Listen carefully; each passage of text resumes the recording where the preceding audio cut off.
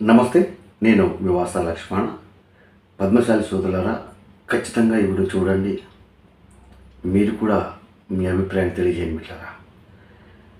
పద్మశాలి సమాజం రాజ్యాధికారాన్ని అందుకోవాలి, బానిసత్వ సంఖ్యలు తెంచుకోవాలి, హక్కులు సాధించుకోవాలంటే కొన్నిసార్లు కఠినంగా మాట్లాడక తప్పదు మిత్రులారా. కాబట్టి పద్మశాలి సోదరులారా, ఖచ్చితంగా మీ అభిప్రాయం తెలియజేసే ప్రయత్నం చేయండి. ఇక్కడ పద్మశాలి సమాజ క్షేమం కోసమే మాట్లాడుతున్నాం మిత్రులారా. ఇక్కడ ఒక వీడియో ప్లే చేస్తున్నా, ఖచ్చితంగా చూడండి. మన పెద్దన్న రమణన్న గారి గురించి. రమణన్న క్షమించాలన్న అన్న, ఇన్ని రోజులు నువ్వు హైదరాబాద్కు పరిమితమైనవు, కానీ ఇప్పుడు మాత్రం వారంకు 2-3 రోజులు జగిత్యాలు ఉండాలనేటువంటి మాట చెప్పిండ్రు. గులాబీ జెండా ఏ విధంగా అయితే మీరు కండవ ఇచ్చి 2009లో నన్ను ఎమ్మెల్యే చేసిండ్రో, అదే విధంగా 2022లో ఎమ్మెల్సీ చేసిండ్రో, నా రుణం తీర్చుకునే అవకాశం వచ్చని చెప్పని అన్నాడు. మీ మాటలు విని సూరు సంజయ్ గారిని తిరిగి మళ్ళీ ఎమ్మెల్యే విధంగా ఇది నిన్న జగిత్యాలలో ఎల్లరమణ గారు పోయి అక్కడ సంజయ్ కుమార్ గారు పార్టీ మారారు కాబట్టి ఆ పార్టీ బలోపేతం కోసం ఇప్పుడు రమణన్న స్వేచ్ఛను ప్రశ్నించే రైట్స్ మనకు లేవు, కానీ కొన్ని అడిగేటువంటి హక్కులు మనకున్నాయి. ఆ పార్టీ బలోపేతం చేసేందుకు పోయి ఇప్పటిదాకా నేను హైదరాబాద్కి పరిమితమైన ఇక నుంచి వెళ్ళి నెలకు 2 రోజులు ఉంటా అనేటువంటి వ్యాఖ్యలు చేసిండు. సంతోషమే. ఒక పార్టీలో ఉన్నప్పుడు ఆ పార్టీ సిద్ధాంతాలకు కట్టుబడి పనిచేయాల్సిందే, దాంట్లో ఇలాంటి డౌట్స్ లేవు. ఇప్పుడు ఏం చేస్తారు రమణన్న? ఇప్పుడు ఏం చేస్తాడు? ఆ పార్టీ బలోపేతం చేసి అక్కడ ప్రాంతంలో బలోపేతం చేయాలంటే రమణన్న ఏం చేయాలి రమణన్న? ఫస్ట్ ఆయన ఎంచుకునే మార్గం పద్మశాలి సంఘాలు, పద్మశాలి నాయకులు, పద్మశాలి యువత, వాళ్ళందరినీ ఏకం చేసి టీఆర్ఎస్ పార్టీకి ఆహ్వానించి మొత్తం గుల్లగుత్త చేసి ఆడబిడ్డ కదా ఓడి నింపినట్టు రేపు భవిష్యత్తులో కల్వకుంట్ల కవిత గారు అక్కడ పోటీ చేస్తారు కాబట్టి ఆమెకు గిఫ్ట్ ఇస్తాడు ఏకం చేసి. ఓకే, చాలా మంచిదే, పార్టీకి విధేయంగా ఉండాల్సిందే. నేను మళ్ళీ ఒక వీడియో ప్లే చేస్తున్నాను మిత్ర, ఈ వీడియో కూడా చూడండి. రాబోయే కాలంలో మరింత ఐకమత్యంగా ఉండి మన జాతి ఐకమత్యాన్ని ఔన్నత్యాన్ని పెంపొందించడానికి ముందుకెళ్దామని చెప్పని, మన యొక్క అభ్యర్థుల గెలుపు కొరకు చేద్దామని చెప్పని, మన కులం కొరకు పాటుపడదామని కోరుకుంటూ అవకాశం ఇచ్చినటువంటి నిర్వాహకులకు ప్రత్యేకమైన ధన్యవాదాలు. జై మార్కండేయ, జై పద్మశాలి. రమణన్న గారు ఏమంటున్నారు? కొరుట్ల పద్మశాలి రాజకీయ యుద్ధ పేరులో జాతి ఐక్యత కోసం పద్మశాలి సమాజం రాజకీయంగా ఎదగాలి, పద్మశాలి సమాజం అన్ని రంగాల్లో ముందుకోవాలని చాలా గొప్పగా మాట్లాడారు. నేను కూడా స్వాగతిస్తున్నా. మరి పెద్దన్న రమణన్న క్షమించాలన్నా, మీకు తెలుసు తెలియదు కానీ ఇప్పటికే పద్మశాలి సమాజంలో మీ మీద పూర్తి వ్యతిరేకత ఉన్నది.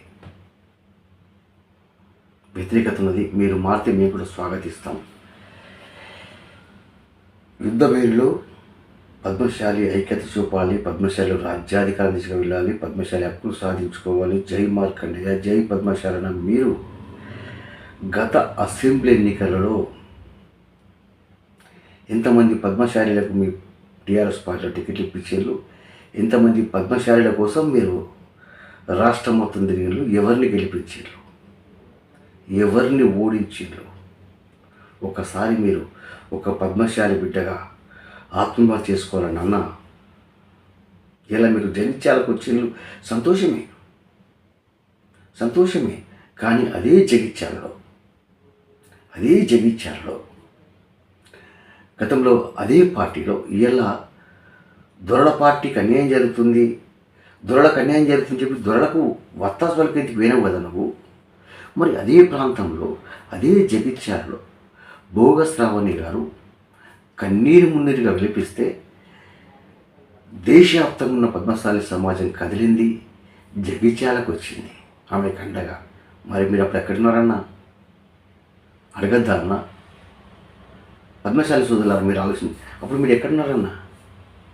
మీది అదే ప్రాంతమే కదా, మీకు రాష్ట్ర వ్యాప్తంగా దేశవ్యాప్తంగా పేరున్న గొప్ప లీడరు, కానీ మీరు అదే ప్రాంతము కదా. వచ్చిల్లా మీరు పద్మశాలి ఐక్యత చూపాలంటారు కదా, మరి ఐక్యత చూపించిందా?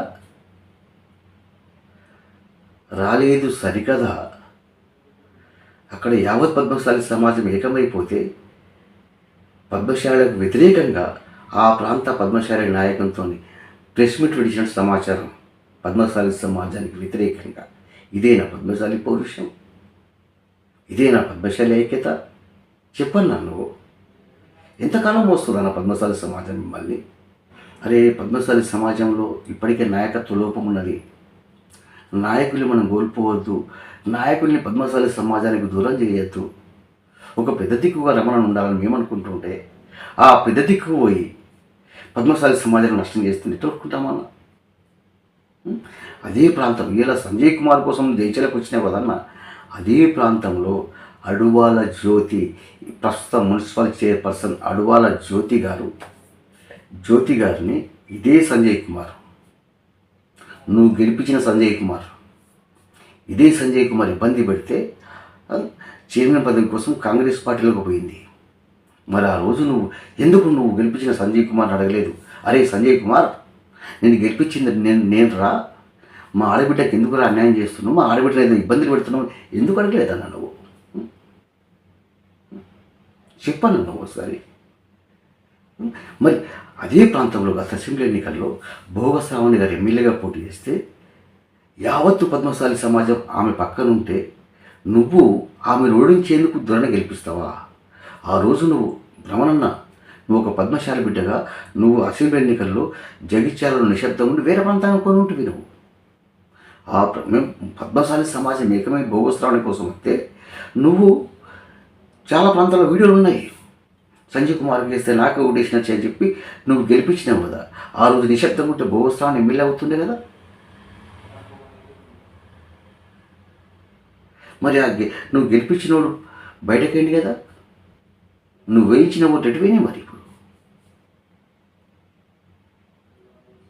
ఇదేనా సిరిసిల్ల ఉన్నది. కేటీఆర్ అడగకపోయినావు? కేటీఆర్ సిరిసిల్ల మా పద్మశాలి జనాభా ఎక్కుంది, టీఆర్ఎస్ పార్టీలో పద్మశాలి నాయకు టికెట్ ఇవ్వని అడగకపోయినావు? అట్లా అడగవా? రమణన్న ఒకసారి ఆలోచించుకో అన్న. మొత్తం విశ్లేషణ చేసుకుంటే మిమ్మల్ని పద్మశాలి సమాజం మోసింది, కానీ ఎప్పుడు కూడా పద్మశాలి సమాజానికి ఏం చేయలేరు మీరు. మీకు ఒక విషయం తెలుసా అన్న, మీకు గత అసెంబ్లీ ఎన్నికల్లో మీరు జగిత్యాలకు వస్తే చాలామంది పద్మశాలి యువకులు మీకు అడ్డం పడేందుకు, మిమ్మల్ని కట్టిపడేసేందుకు ప్రయత్నం చేసిండ్రు. వాసా లక్ష్మణం ఫోన్ చేసి అందరు నాపిండు. ఇది గుర్తుపెట్టుకో అన్న. ఇప్పుడు మనసులో మాట చెప్తున్నా. రమణన్న హుజరాబాద్ బై ఎలక్షన్ సమయంలో అప్పటి రాంపూర్ పద్మశాలీలు మీకు ఎదురు తిరిగినప్పుడు, మిమ్మల్ని తరిమి కొట్టినప్పుడు అప్పుడు మీలో మార్పు వచ్చేది ఉండే. నేత కార్మికులు పిట్టలు రాలిపోతున్నారు. వాళ్ళు మన పద్మశాలి బిడ్డలు కాదు. కేటీఆర్కి చెప్పిపోయినావు? అరే కేటీఆర్ సిరిసిల్ల మాదిరా, మాకు టికెట్ ఇవ్వని అడగకపోయినావు? అడగవట్లా? రమణన్న నీది ఒక ముఖ్యమంత్రి స్థాయి అన్న. నీ ముందు కేటీఆర్ అని కూడా ఆఫ్టర్ ఆల్ వాని దగ్గర చేయలు కట్టుకొని మొత్తం పద్మశాలి సమాజం ఇట్లా ఉండేటట్టు చేస్తున్నావు అన్నాడు. ఇది సరికాదు.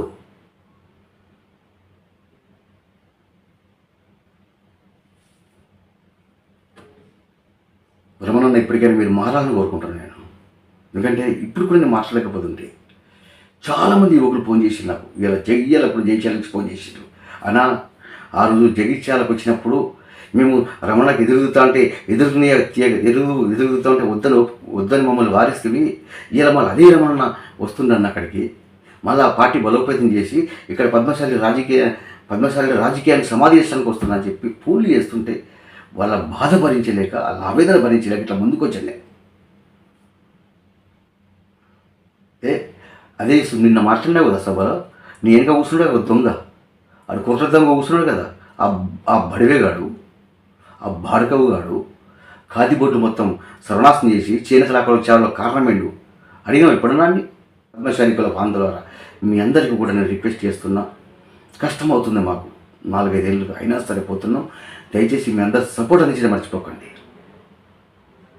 క్షమించన్నా తప్పైతే, ఎందుకంటే ఇప్పుడు కూడా మాట్లాడకపోతుంటే నువ్వు జగిత్యాలకు వచ్చి స్వేచ్ఛ నీకుంది, కానీ నువ్వు మొత్తం మళ్ళీ ఏకం చేసి కల్వకుంట్ల కవిత ఒడిలో పెడతామని. ఎందుకంటే కల్వకుంట్ల కవిత నెక్స్ట్ పోటీ చేస్తే జగిత్యాలలో. అందులో మీరు మీ అభిప్రాయం తెలియజేయండి. అలాగే రాబోయే 4-5 ఏళ్ల కాలంలో పద్మశాలి సమాజం రాజకీయంగా ఎదగడం కాదు, చెప్పలేం, గట్టిగా కొట్లాడితే ముఖ్యమంత్రి సీట్ను కూడా కైవసం చేసుకోవచ్చు. దానికి సిద్ధంగా ఉండండి. ఎందుకంటే ఎన్నికలు వచ్చినప్పుడే పద్మశాలి సంఘాలు గుర్తుకొస్తున్నాయి. మరి ఈ 9 సంవత్సరాల కాలంగా ఎంతోమంది నేత కార్మికులు అన్నలు అందరూ క్షమించాలి, దయచేసి చెప్పదలుచుకున్నా. చాలా ఫోన్ చేసి చాలా మంది ఈ 9 ఏళ్ల కాలంగా ఎంతోమంది నేత కార్మికులు చనిపోయినారు, నేత కార్మికులు చనిపోతున్నారు.